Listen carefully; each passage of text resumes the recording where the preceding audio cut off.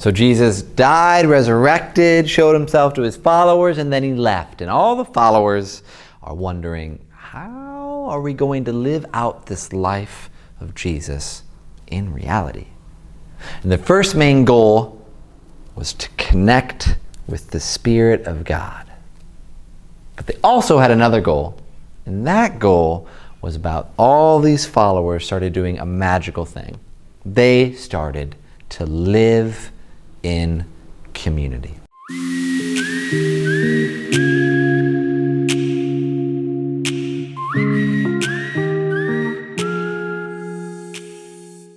It says in the book of Acts that these followers began living together.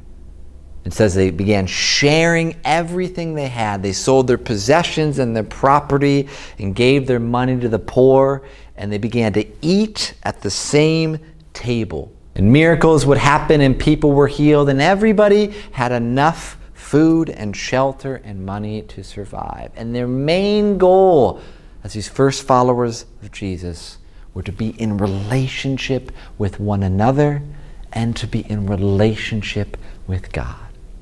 It did not matter if you were rich or you're poor, high status or low status, if you came from different backgrounds. If you were in relationship with one another and relationship with God by being empowered by the Spirit, you have found the meaning of life. And people start to catch on to this Jesus movement of living in relationship with one another, in relationship with God. And almost the rest of the Bible, this New Testament, is about letters to these new communities that start spreading in other cities. You got Romans and Corinthians, Thessalonians, Ephesians, all these places where these new communities of Jesus are popping up.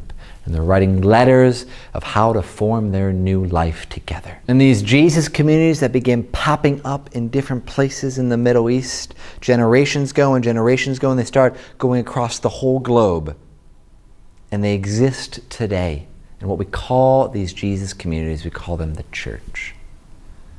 Because the church isn't something that happens on Sundays. It is something that happens when a group of people live in relationship with one another and relationship with God, where everyone is included, where we share meals together, where we sell our property and our possessions to help the poor. It is a movement of people. It is not a building that someone goes to on Sunday. From the first followers of Jesus to now, it was all about being in relationship with one another and relationship with God. And by doing that, we found the meaning of life. And through that, we're empowered with God and His Spirit to do all that we can to bring this heaven down to earth each and every day. And at the end of the Bible, there is a promise and a hope that one day it will all be well again. And until then, what we know now is we're called to live in relationship with one another, in community and relationship with God.